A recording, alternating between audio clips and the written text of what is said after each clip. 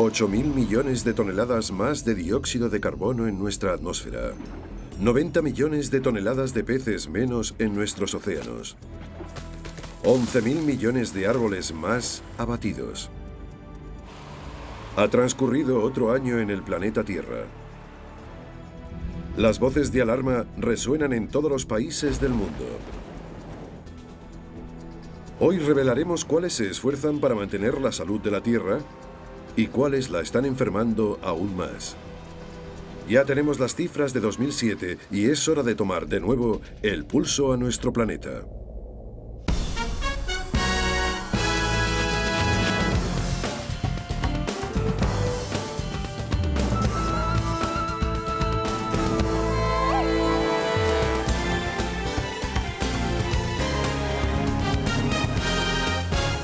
Informe Tierra.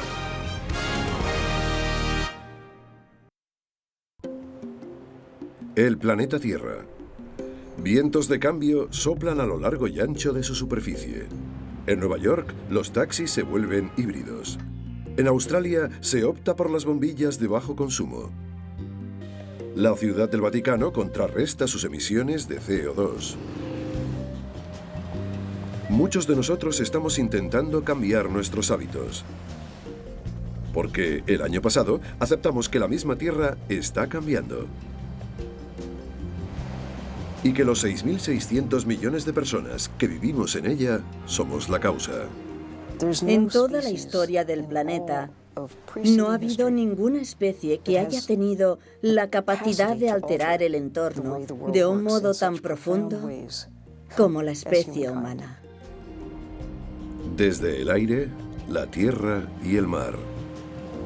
Mediante la observación de las criaturas que viven en su seno, repasaremos algunos de los acontecimientos más importantes del pasado año y tomaremos el pulso a nuestro planeta. Con la ayuda de las universidades de Yale y Columbia y su Índice de Sostenibilidad Ambiental, o ISA, conoceremos la situación medioambiental de 141 países. Y revelaremos cuáles están contribuyendo a curar el planeta y cuáles a empeorar su salud. El profesor Dan Esty, de la Universidad de Yale, dirige el proyecto. Nuestro índice incluye todos aquellos países de los que podemos obtener datos contrastados sobre cuestiones como la contaminación del aire, del agua y las emisiones de gases de efecto invernadero. Los introducimos en nuestra base de datos y luego elaboramos un índice global. Si nos guiamos por el ISA de 2006, el país a superar es Nueva Zelanda, seguido por Suecia, Finlandia, la República Checa y el Reino Unido. Por abajo hay un buen número de países que todavía tienen mucho margen para mejorar. Y algunos de ellos no están nada satisfechos con su posición. Y les decimos, no nos culpéis a nosotros, comprendemos perfectamente que no estéis contentos, pero analicemos juntos cómo podéis mejorar. Algunos países han solicitado nuestra ayuda, desde los Emiratos Árabes Unidos hasta México, pasando por Corea. Y francamente, eso es lo que más nos complace. Para evaluar la salud de la Tierra, no basta con tomarle la temperatura.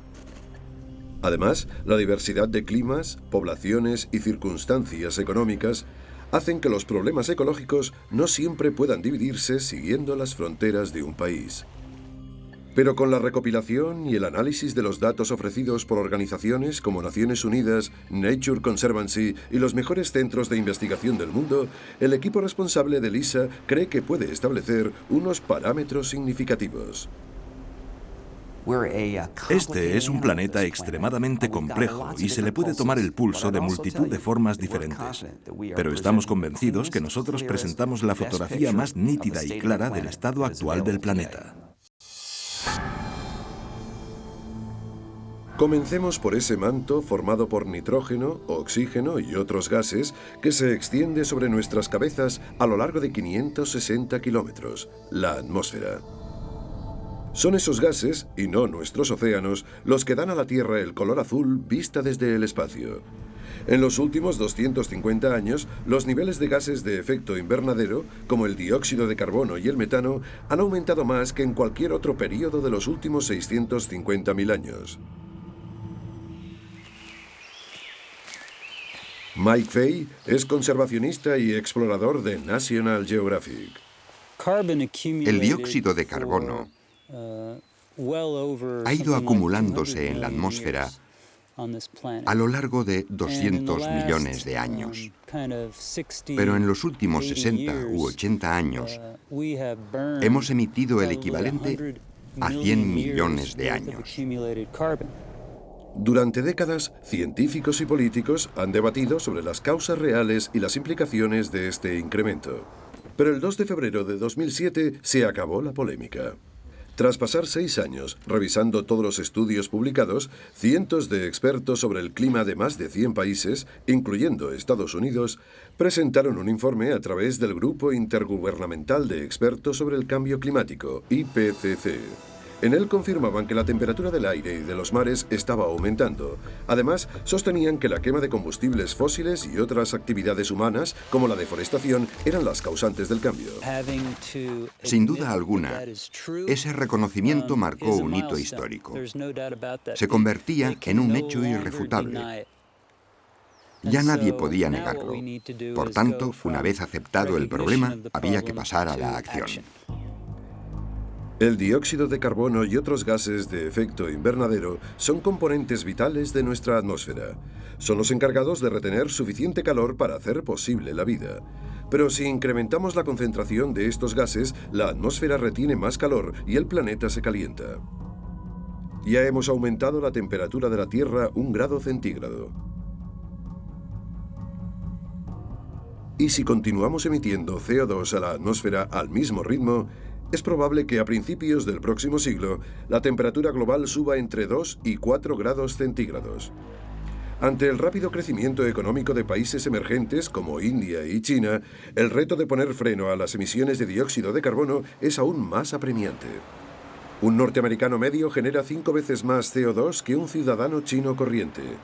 Pero el año pasado se alcanzó un punto de inflexión. China superó a Estados Unidos en emisiones totales de dióxido de carbono. A mis alumnos en Yale siempre les digo que el caso de China tiene su parte positiva y su parte negativa. La positiva es que si conseguimos que China emprenda la senda correcta, todo lo demás carece casi de importancia. Sin embargo, si no lo logramos, todo lo demás carece igualmente de importancia. Con sus 1.300 millones de personas y una economía en expansión, China es hoy la fábrica del mundo. Se ha convertido en un país que exporta artículos de bajo costo a los países ricos y que importa buena parte de sus emisiones contaminantes. Cuanto mayor es la demanda de productos, mayor es la energía que precisa para seguir creciendo. Por ese motivo, en China se inaugura cada semana una nueva central térmica de carbón. Cada una de ellas libera todos los años el CO2 equivalente a 2 millones de coches. Se calcula que en los próximos 10 años, unos 400 millones de chinos emigrarán del campo a la ciudad. Muchos de ellos ganarán más dinero y podrán comprarse un coche. Las emisiones de China no harán más que aumentar. Cuando repasamos la lista del Índice de Sostenibilidad Ambiental referente a las emisiones de gases de efecto invernadero, los altos niveles de China la sitúan en la zona inferior. Pero si dividimos las emisiones totales por el número de habitantes, el resultado es bien distinto. De lo que se trata es de averiguar qué economías tienen un mayor grado de dependencia de los combustibles fósiles. Los países con niveles más altos de emisiones per cápita son Rusia y Arabia Saudita, con Canadá, Estados Unidos, Kuwait, Australia y los Emiratos Árabes Unidos ocupando las 5 últimas posiciones de la lista. Si dividimos el total de emisiones por el nivel de riqueza de cada país, vemos que Islandia, Costa Rica, Suecia y Suiza ocupan las plazas de privilegio, con Hong Kong en primer puesto. Una de las novedades más importantes de este año es que algunos países que históricamente han marcado índices muy bajos de emisiones por persona, el caso de China es el más llamativo, ha empeorado sus resultados muy rápidamente. India sigue el mismo camino y eso es muy preocupante. En total, la humanidad liberó el año pasado unos 8.000 millones de toneladas de dióxido de carbono. incrementando los niveles de CO2 en la atmósfera en 383 partes por millón, un 37% más que en el periodo anterior a la revolución industrial. La cantidad de CO2 que hemos emitido a la atmósfera no tiene precedentes en la historia geológica reciente del planeta. Además, lo hemos hecho a un ritmo tan alto que supera la capacidad natural del sistema para absorberlo. Mark Linas es un periodista de National Geographic que ha escrito numerosos artículos sobre los efectos del dióxido de carbono en la atmósfera. Resulta un proceso muy interesante para los científicos, porque las anomalías en el clima de la Tierra van más allá de cualquier variación por causas naturales que hayan podido observar en el pasado. Muchos científicos sostienen que la frecuencia de fenómenos meteorológicos severos en todo el mundo está cambiando debido a los actuales niveles de CO2. El aire caliente retiene más vapor de agua y aumenta la evaporación, lo que significa más precipitaciones en zonas donde llueve mucho y menos en zonas áridas. La cuenca del río Murray-Darling en el sur de Australia se ve asolada por una grave sequía que se prolonga desde el año 2001. Esta cuenca, que cubre una extensión del tamaño de España y Francia juntas, contiene 3/4 partes de las tierras irrigadas del país. El año pasado, su caudal descendió a niveles críticos. Muy pronto, las restricciones de agua y el recorte en la producción agrícola podrían costar millones de euros a Australia. Pero el caso del Murray-Darling no fue el único. El año pasado se produjeron sequías en todos los continentes del planeta, excepto en la Antártica, con los consiguientes incendios forestales. Si quisiéramos crear las condiciones perfectas para provocar un gran incendio, necesitaríamos un entorno seco, temperaturas muy altas y vientos fuertes. Esas son precisamente las condiciones que tienen cada vez más regiones del planeta. En Grecia, las altas temperaturas, combinadas con la escasez de precipitaciones, provocaron un gigantesco incendio que se cobró el 5% de los bosques del país y mató a docenas de personas. Las llamas, visibles desde el espacio, estuvieron a punto de destruir el emplazamiento donde se celebraron los primeros Juegos Olímpicos de la historia. Las autoridades dijeron que Grecia tardaría décadas en recuperarse. En Estados Unidos, los fuegos quemaron unas 200.000 hectáreas en el sur de California y obligaron a más de 500.000 de personas a evacuar sus casas.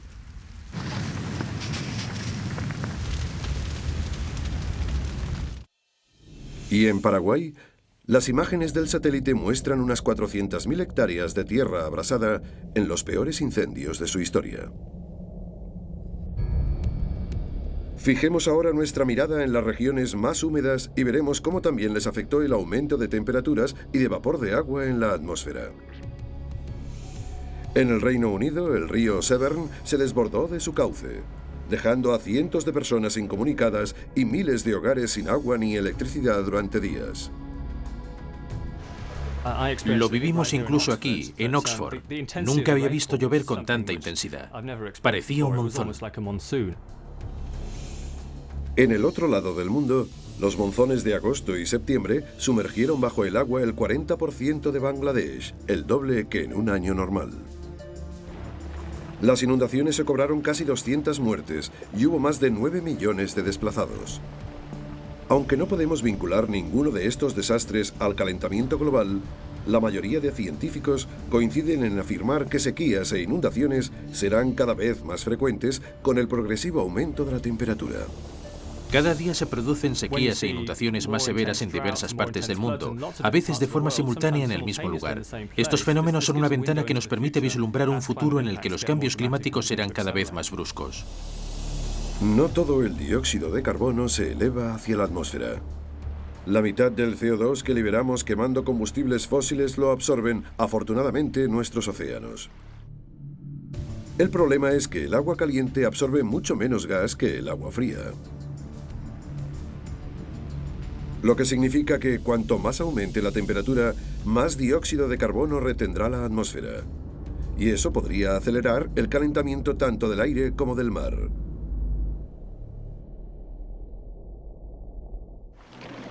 Sylvia Earle, eminente científica y exploradora de National Geographic, lleva 50 años estudiando nuestros océanos. Los océanos rigen el clima, rigen la temperatura. Si los océanos dejasen de desempeñar esta función, El planeta se vendría abajo. Océanos más cálidos pueden causar problemas de diversa índole, desde la desaparición masiva de peces a huracanes más virulentos. Pero el año pasado se puso de manifiesto otro gran peligro. Al aumentar de temperatura, las moléculas de agua se expanden, lo que provoca una subida del nivel del mar. El IPCC descubrió que los océanos llevan subiendo una media de 3,1 milímetros al año desde 1993. A este ritmo, alertaban, las inundaciones podrían afectar a millones de personas durante este siglo y borrarían del mapa islas como las Maldivas y Vanuatu. Además, tenemos el problema del deshielo de los casquetes polares. Las imágenes del satélite demuestran que la temperatura ha aumentado más aquí que en cualquier otro lugar del planeta. Y en el verano de 2007, el casquete polar ártico retrocedió a un ritmo más alto incluso que las predicciones más pesimistas. Su superficie se redujo a solo 4,1 millones de kilómetros cuadrados el 16 de septiembre. Aquel dato sorprendió a numerosos científicos. Todo el mundo sabe que los polos se derriten, pero asombró a muchos la velocidad a la que lo están haciendo. Como resultado del rápido deshielo, el 21 de agosto, los satélites de la NASA mostraron que el paso del noroeste, la ruta marítima a través del Ártico, cerrada a los exploradores durante siglos, se había abierto. Pensar que esos bloques de hielo se han derretido y han desaparecido en los últimos 60 o 70 años, para mí es una locura. La noticia pareció marcar el comienzo de una nueva era de descubrimientos. Los países colindantes comenzaron a reclamar para sí las tierras del Ártico. Un submarino ruso colocó una bandera debajo del Polo Norte. Dinamarca envió una expedición para demostrar que el polo pertenecía por derecho a Groenlandia, provincia danesa. Y Canadá anunció que se proponía controlar el paso y abrir 2 nuevas bases militares en el Ártico. Al reducir en 1/3 la distancia que separa Europa de Asia, las compañías navieras vieron la posibilidad de ahorrar tiempo y combustible, mientras que las petroleras se lanzaron a la búsqueda de nuevas reservas. Cabía esperar que la gente se alarmase ante una noticia semejante. Aquí es donde la humanidad decepciona. Pensamos y actuamos en lo que nos toca más de cerca, pero ignoramos las importantes consecuencias a largo plazo. Ante la intrincada conexión de los procesos naturales y ante la gran variedad de actividades humanas que los distorsionan, los científicos dicen que ahora es más importante que nunca comprender el funcionamiento de dichos procesos. De ello depende nuestra supervivencia y la del resto de especies que viven en este planeta, sobre todo cuando hablamos de cuestiones que podemos controlar como las emisiones de dióxido de carbono. El océano absorbe gran parte del CO2 que hay en la atmósfera. Las plantas del fondo marino atrapan dióxido de carbono, generan oxígeno y también son fuente de alimento. Pero un exceso de CO2 hace que el agua se vuelva más ácida y muchas criaturas, desde el plancton hasta los corales, tienen más dificultades para formar conchas y esqueletos. En última instancia, las disuelve. Si las emisiones de CO2 continúan al ritmo actual, los investigadores han calculado que en los próximos siglos el grado de acidez de los océanos será el más alto de los últimos 300 millones de años. La acidificación del océano es uno de los aspectos que empezó a analizarse con preocupación a partir de 2007. El explorador de National Geographic, Enric Sala, conoce de primera mano esta y otras amenazas. Este ecologista lleva 15 años estudiando el impacto humano en los ecosistemas marinos. Las personas extraemos del océano todo lo bueno, todo lo que nos gusta, y tiramos en ellos todo lo que no queremos. La pesca, la contaminación y el calentamiento global tienen un impacto en algún eslabón de esta gigantesca máquina biológica. Sin embargo, en el arrecife Kingman, situado a 600 kilómetros al sur de Hawái, Sala no ha hallado efecto alguno. Este es uno de los rincones más remotos del planeta. Aquí, Sala estudia los bosques de coral y los peces para saber cómo es la vida bajo el agua sin la presión ejercida por el hombre. En el instante que se sumerge en las aguas del arrecife Kingman, advierte claramente las diferencias. Esta zona está infestada de grandes predadores, tiburones, meros y pargos rojos, solo por nombrar algunos. Predadores que cada vez son más raros de ver en otros arrecifes del mundo. Aquí, los grandes predadores constituyen el 85% de la biomasa animal. En el arrecife Kingman comprobamos que un ecosistema intacto, con todos sus eslabones, incluyendo a los tiburones, es más resistente al cambio climático. Eso significa que tiene más recursos para recuperarse de un impacto humano. Los conservacionistas estiman que ha desaparecido ya una cuarta parte de los arrecifes de aguas cálidas y que 2/3 partes de los que quedan aún están en peligro. Los corales dan cobijo al 65% de los peces que habitan en los océanos del mundo. Por tanto, lo que es malo para los corales es malo para el resto de nosotros. Los océanos son la mayor fuente de proteínas de la humanidad. 3.000 millones y medio de personas tienen el pescado como principal fuente de alimento. El año pasado, muchos bancos de peces continuaron con su prolongado y agónico declive. Todos sabemos que estamos sobreexplotando los océanos, que estamos pescando más peces de los que nacen. Ahora estamos pagando las consecuencias de nuestra incapacidad para comprender que lo que podemos extraer de los mares tiene un límite. Ya sea con redes de 100 kilómetros de largo o con pesqueros de arrastre llevándose todo lo que encuentran a su paso, los daños al medio ambiente son innegables. El año pasado murieron innecesariamente 300.000 animales, entre ellos ballenas, delfines y tortugas, como bajas colaterales de las redes de pesca. Los desastres causados por los pesqueros de arrastre son aún peores. Es como cazar ardillas con una excavadora. Eso es lo que les estamos haciendo a los océanos y no de forma esporádica. La destrucción provocada por la pesca de arrastre no debería tolerarse. Cada año, la especie humana extrae 90 millones de toneladas de peces de los océanos del mundo. Este año, las Naciones Unidas predijeron que en 2030 se capturarían 40 millones de toneladas menos si no se tomaban medidas para frenar la sobrepesca. Todavía no hemos llegado al límite, pero debemos actuar antes de que perdamos el control de la situación. Aún estamos a tiempo de tomar la senda correcta para resolver el problema. Hay países que están dando grandes pasos en esta dirección, lo cual nos lleva de nuevo a la siguiente categoría del índice de sostenibilidad ambiental. El año pasado, Finlandia, Sudáfrica y Suecia establecieron o redujeron las cuotas pesqueras en sus aguas, uniéndose a Australia, uno de los líderes en esta materia. Australia y Nueva Zelanda son países con una gran tradición pesquera. Hace una década se dieron cuenta de que si no había peces, no había pescadores ni industria pesquera. Han revertido la tendencia y sus reservas pesqueras han comenzado a aumentar. En la parte baja de la lista, el equipo responsable del ISA constató que Singapur, Bélgica y Alemania no han establecido restricción pesquera alguna y comparten los últimos puestos de la lista con Holanda.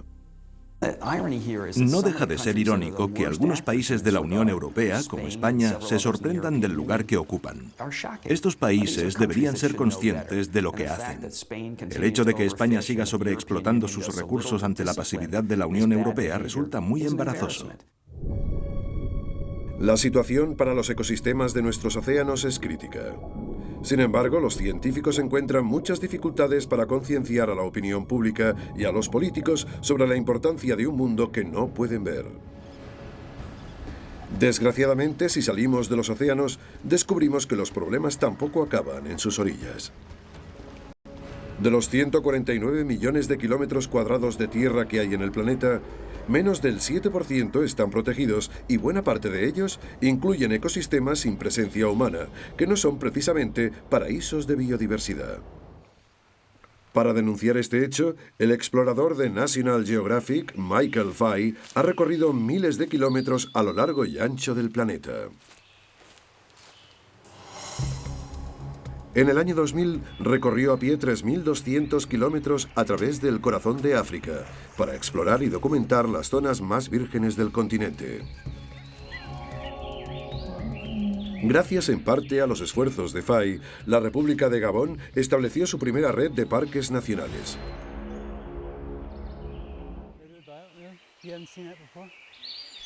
Ahora espera poder suscitar iniciativas parecidas en su estado natal, California, donde se han talado más del 95% de los bosques originales de secuoyas.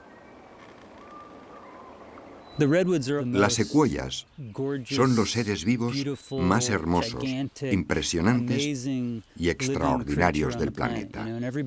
Todo el mundo quiere ver una y todo el mundo quiere tocar una. Por eso, mucha gente se resiste a creer que se permita talar una secuoya. Sin embargo, en la zona norte de este estado, cortar una secuoya es algo habitual. Fay y su colega, Lindsay Holm, recorrerán la distancia comprendida entre la secuoya más septentrional y la más meridional que conocen. Aprovecharán los 1.600 kilómetros de camino para recopilar datos sobre la ecología, la historia y el estado actual del bosque de secuoyas, mientras admiran su magnificencia y su fragilidad. Lindsay anota todas las especies de plantas que encontramos. Además, mide el diámetro de las secuoyas para tener una idea aproximada de su edad.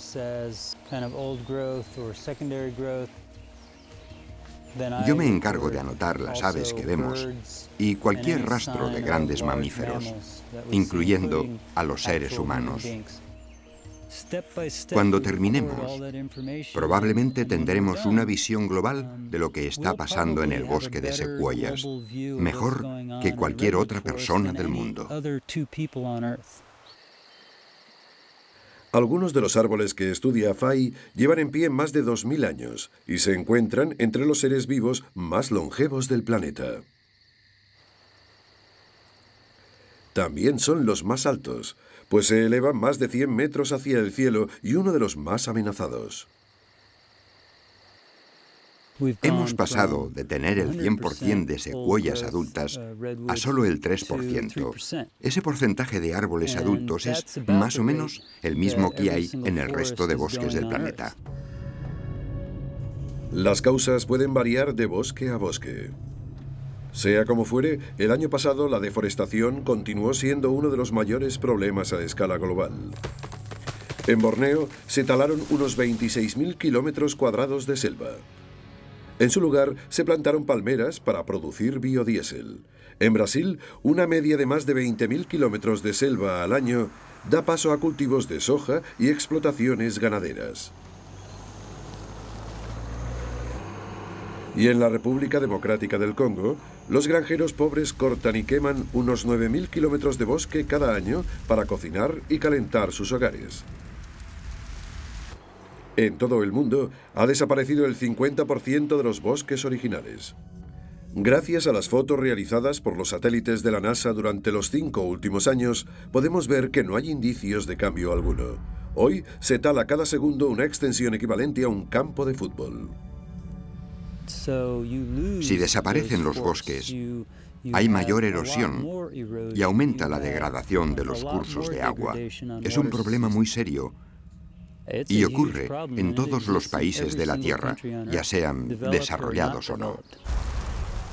Para echar más leña al fuego, la tala y quema de todos esos árboles emite cientos de millones de toneladas de dióxido de carbono a la atmósfera cada año, un 25% de las emisiones totales de CO2.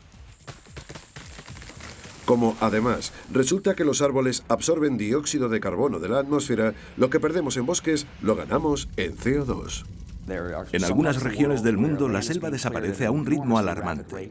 Esta es una cuestión esencial que debemos monitorizar, un elemento fundamental para el medio ambiente. Este es el factor clave para saber si el planeta emprende una trayectoria sostenible o no. En este sentido, el índice de sostenibilidad ambiental nos dice dónde se tala en exceso. Uganda, Pakistán, Nigeria e Indonesia se encuentran entre los países más abusivos. En el sureste asiático, la deforestación avanza al mismo ritmo, especialmente en Indonesia, donde la situación empeora con suma rapidez. En cambio, Alemania, Cuba, Ucrania, España e Italia han mantenido sus bosques en niveles sostenibles. En términos de eficiencia, analizando país por país, tenemos algunas buenas noticias. Algunos de los menos respetuosos del pasado, como por ejemplo Brasil, han hecho un gran esfuerzo para mejorar sus datos. En Brasil, la deforestación disminuyó un 30% respecto al año anterior, el mayor descenso jamás registrado. Esa es una noticia muy bienvenida en una región donde los incendios para crear nuevas tierras de cultivo son la principal causa de contaminación del aire. ¿Y en California? ¿Cómo están los bosques de secuoyas? No esperábamos encontrar tantos árboles de más de 3 metros de diámetro. Ese es el motivo por el cual estamos aquí. Queremos usar las secuoyas para decir, podemos hacerlo. La deforestación, junto con el cambio climático y la sobreexplotación, es la clave de otro gran problema de degradación de la Tierra: la desertificación. En junio, Naciones Unidas advirtió que podía provocar una crisis medioambiental de proporciones globales. Ahí es donde acaba todo, en la desertificación. Y entonces no queda más que silicona. No queda nada, ni agua, ni suelo fértil, ni atmósfera.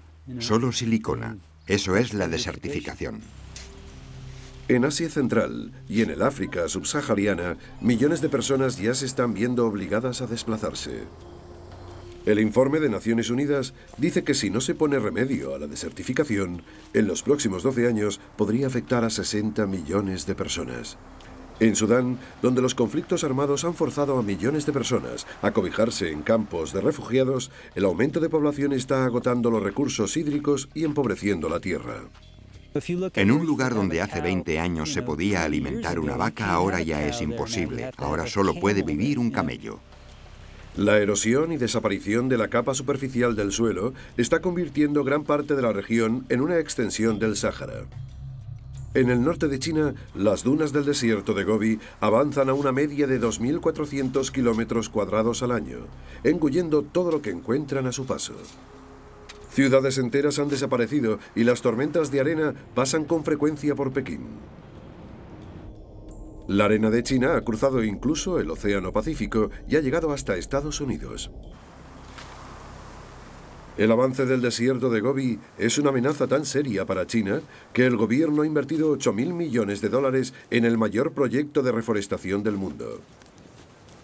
Es la Muralla Verde de China, un escudo de álamos y matorrales que se extenderá a lo largo de casi 4.500 kilómetros desde Mongolia Interior hasta Pekín. Pese a las numerosas críticas que ha generado la iniciativa, calificándola de fútil y disparatada, China asegura que ha recuperado ya 8.000 kilómetros cuadrados de desierto y está convencida de que logrará revertir la situación. El Índice de Salud Ambiental examina diversos factores referentes al uso de la tierra, incluida la desertificación. Nuestro sistema de medición analiza ecosistemas diversos porque resulta que las llanuras, por ejemplo, necesitan condiciones distintas que los bosques, las montañas o los altiplanos. En lo relativo a protección de ecosistemas, Luxemburgo, Groenlandia y Belice obtienen notas relativamente buenas, mientras que Corea del Norte, Turquía y Haití se hallan en la parte baja de la lista. Además de hacer habitable nuestro mundo y de proporcionarnos los recursos básicos como son el agua para beber y el aire para respirar, estos espacios naturales poseen un valor aún mayor para los seres que viven en ellos. Compartimos este planeta con unos 2 millones de especies diferentes, y esas son solo las que conocemos. Los científicos calculan que aún nos quedan por descubrir el 90% de ellas. Solo el año pasado se añadieron a la lista más de 800 nuevas especies. En Surinam y en Colombia, los biólogos descubrieron 2 docenas de especies nuevas en los bosques lluviosos. Entre ellas se encuentran unas ranas de llamativos colores, diversas clases de escarabajos peloteros y una nueva clase de hormiga de los bosques. En Vietnam, una serpiente, 2 mariposas y 5 variedades de orquídeas. En el Congo, un murciélago, 2 musarañas y 2 ranas. En Brasil, los antropólogos descubrieron incluso una tribu humana perdida. Cuando la gente se entera de que se han descubierto nuevas especies y de que existen espacios naturales como esos, simplemente se lo toma como algo positivo. El año pasado, el mismo Fay contribuyó a sacar a la luz pública otro gran descubrimiento, la migración del antílope en el sur del Sudán, que rivaliza en número de animales a la célebre migración anual de ñúes del Serengeti. Había entre 1.300.000 y 1.400.000 antílopes en el sur de Sudán, donde todo el mundo cree que ya no queda nada. El año pasado conocimos un buen número de éxitos de los conservacionistas. 35 años después de entrar en la lista de especies amenazadas, el águila de cabeza blanca americana, el ave emblemática de Estados Unidos, finalmente ha dejado de estar en peligro.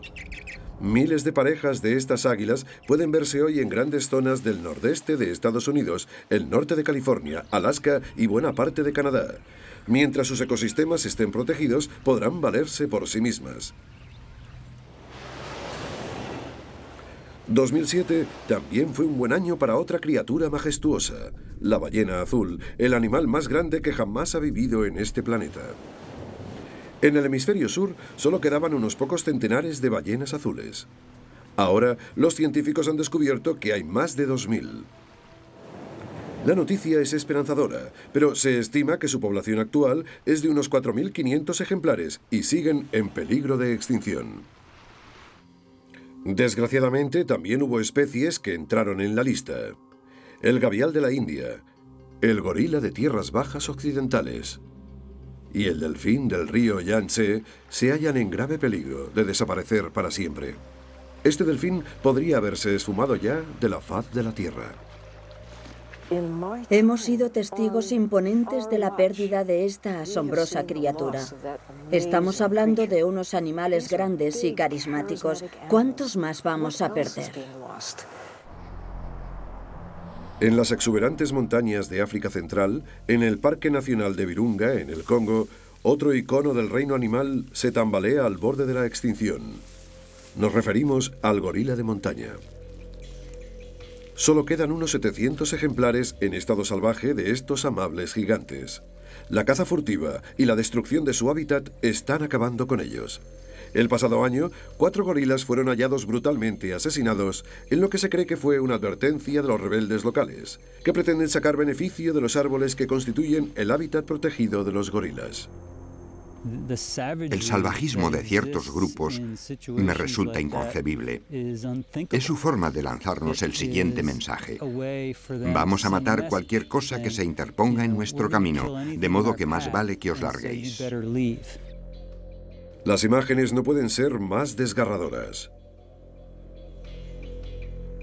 Muestran heridas mortales de bala a una hembra embarazada, a un gran macho de espalda plateada y a un bebé aferrándose a su madre muerta. Fue la mayor matanza de gorilas de los últimos 25 años. Según la Sociedad para la Conservación de la Vida Salvaje, si no se toman medidas drásticas para proteger el bosque, podríamos perder la última colonia de gorilas del mundo. Perder el gorila de montaña sería una catástrofe para el planeta y deberíamos impedirlo como fuese. Si nos lo proponemos de verdad, no sucederá. En lo referente a la protección de hábitats y de vida salvaje, el Índice de Salud Ambiental revela de nuevo que algunos países destacan como modelos para el resto. Sri Lanka, Portugal y Kenia encabezan la lista y toman las medidas necesarias para controlar y preservar las especies amenazadas y sus hábitats. Por otro lado, Italia, Pakistán y Guatemala obtienen las puntuaciones más bajas y ponen en riesgo la salud y la supervivencia a largo plazo de las especies que viven en ellos. Durante el año pasado, no todos los asuntos relacionados con el reino animal fueron tan bien comprendidos, ni pudieron atribuirse con tanta claridad a la actividad humana. En Estados Unidos y en algunas regiones de Canadá, Sudamérica, Europa y Asia, agricultores y científicos toparon con un gran misterio.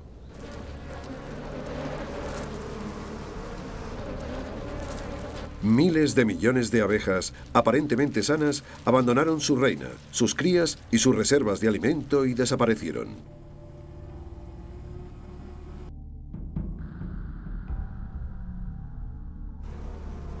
Las abejas polinizan un tercio de la producción agrícola de Estados Unidos, desde las manzanas hasta los brócolis, pasando por las almendras. Los beneficios ascienden a miles de millones de dólares, sin contar con los 150 millones que aporta la miel. Sabemos que una tercera parte de los alimentos que consumimos son el resultado directo o indirecto de la acción de las abejas. Como es obvio, la desaparición de las abejas desató el pánico en la industria agrícola y numerosos laboratorios se lanzaron por todo el país a la búsqueda de las causas. Y como ocurre con toda buena historia de misterio, había multitud de sospechosos. Se barajaba cualquier hipótesis, desde Osama Bin Laden hasta Armagedón. No creemos que sea por el llamado éxtasis de las abejas, no creemos que sea por los teléfonos móviles y tampoco debido a una acción terrorista. Dennis Van Engelsdorp, entomólogo especialista en abejas de la Universidad de Pensilvania, fue uno de los primeros en estudiar a fondo el problema. Engelsdorp realizó un seguimiento exhaustivo de las colonias enfermas a lo largo de todo el país y aisló abejas de las colmenas que se colapsaban. Creemos que es posible que las abejas, de algún modo, sean conscientes de que están enfermas o de que algo no va bien y abandonan la colmena para no infectar a sus hermanas. En su laboratorio del Departamento de Agricultura de Pensilvania, en Harrisburg, Engelsdorp y sus colegas diseccionaron miles de abejas en cuarentena para intentar determinar qué diferenciaba a las abejas enfermas de las sanas. No sabíamos qué podía ser. Al principio pensamos en los ácaros o en algunos de los trastornos típicos que sufren las abejas. Abrieron su abdomen y su tórax esperando encontrar parásitos. Pero en lugar de ello, vieron que sus intestinos y sus riñones se habían vuelto negros como consecuencia, aparentemente, de una grave infección. Como es obvio, lo que vimos en algunos casos nos hizo pensar que su estado no era nada bueno. Su tejido presentaba color negro intenso, como si las abejas se estuvieran pudriendo por dentro, pero no pudimos hallar ningún indicio que explicara las causas. La posible respuesta surgió a una hora de allí, en la Universidad de Penn State. Si los biólogos pulverizaban los cuerpos de las abejas infectadas y extraían su ADN, podían identificar todos los agentes patógenos que viviesen en su interior. Al cabo de varios meses de investigación, advirtieron la presencia destacada de un virus, el virus de la parálisis aguda israelí. Identificado por primera vez en Israel en el año 2004, este virus se encuentra en abejas de todo el mundo, incluso en colonias que no se han colapsado. Pero los científicos creen que este virus, combinado con otros agentes patógenos, los pesticidas químicos y la malnutrición que sufren las abejas norteamericanas, puede haber rebasado el límite de resistencia de las abejas. Ahora los científicos ya se preparan para la próxima temporada. No creo que se produzca una crisis en el sector agrícola si se repite lo visto este año, pero tenemos que hallar una solución a este problema si queremos seguir haciendo el mismo tipo de vida. Si hay una cosa que aprendimos el año pasado, es que el tipo de vida está cambiando en multitud de aspectos. En todo el mundo encontramos innumerables ejemplos de ciudadanos y gobiernos que toman medidas para modificar sus hábitos y sus políticas.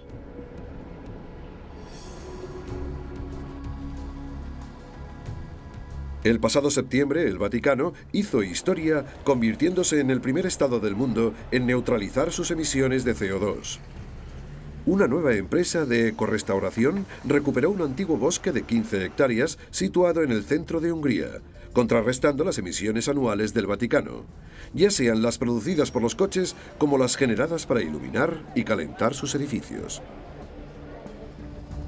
Incluso sin bula papal, gobiernos de todo el mundo están dando pasos similares para retener dióxido de carbono, al igual que grandes empresas, famosos y políticos. No es la solución definitiva. En cierto modo, es una estrategia para hacer frente a medio plazo, pero ayuda a concienciar a la opinión pública de la gravedad de la situación.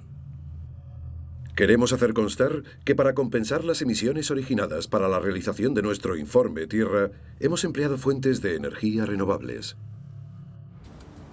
En mayor escala, eso es lo que han hecho también muchas ciudades y naciones de todo el planeta. En Nueva York, los taxis amarillos serán verdes en 2012, con una flota de coches híbridos que reducirá en 200.000 toneladas al año las emisiones de CO2 a la atmósfera. El pasado septiembre, China anunció que invertirá 265.000 millones de dólares en alternativas a los combustibles fósiles, contribuyendo a aumentar su porcentaje total de uso de energías renovables, del 7,5% en 2005 al 15% en 2020.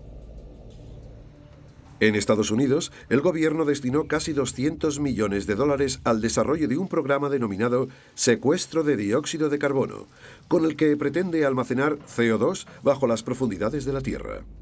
Si tienen éxito, el Departamento de Energía asegura que se podrían almacenar 3 billones de toneladas de dióxido de carbono bajo la superficie de Norteamérica, el suficiente para contener las emisiones de Estados Unidos durante más de 1000 años.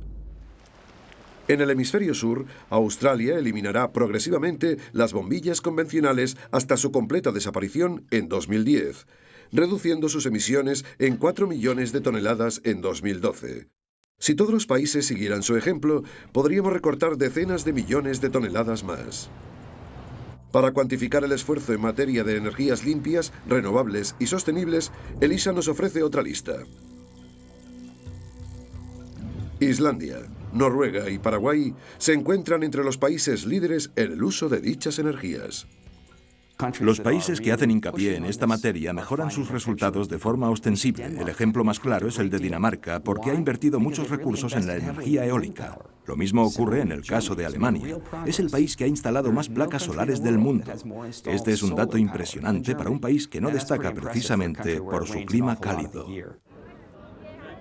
Todos estos discursos sobre la sostenibilidad no fueron solo cosa de burócratas.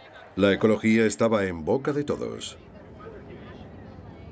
El pasado julio, se calcula que 8 millones de personas de los 7 continentes vieron Live Earth, el concierto para un clima en crisis, que polarizó la atención del mundo entero hacia los efectos del cambio climático. Desde los Óscars de Hollywood hasta los premios Nobel, el cambio climático fue el tema estrella. Al Gore se llevó un Óscar por el documental Una verdad incómoda. Y el Grupo Intergubernamental de Expertos sobre el Cambio Climático recibió el Premio Nobel de la Paz. Creo que eso demuestra un cambio de moral en la humanidad. Si reducimos las emisiones, evitaremos guerras en el futuro, y eso es mérito tanto del IPCC como de Al Gore.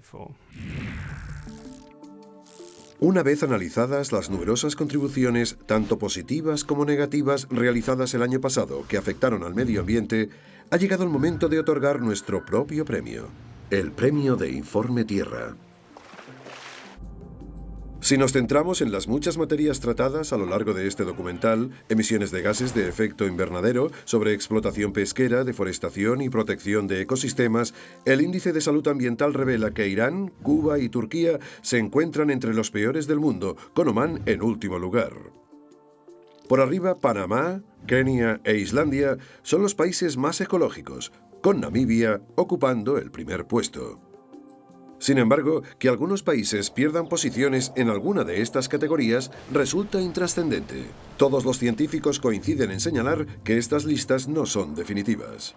Nos hallamos ante un reto de proporciones colosales. A corto plazo, la situación parece desalentadora, pero no es una causa perdida. Un pequeño cambio de políticas puede producir enormes dividendos. Con conocimientos tecnológicos, apoyo financiero y dedicación, incluso los países que más agreden el medio ambiente pueden transformar el mundo. Si no hubiese esperanza, podríamos decir, bueno, esto es el final. Pero este planeta todavía no está en tan malas condiciones para pensar que no podemos superar esta crisis. Yo estoy convencido de que podemos. Los próximos años determinarán, más que lo que suceda en los próximos 1000, el futuro de los océanos, el futuro de los ecosistemas terrestres y, sin duda, el futuro de la humanidad. Y para asegurarnos que vamos en la dirección correcta, seguiremos tomando el pulso a nuestro planeta.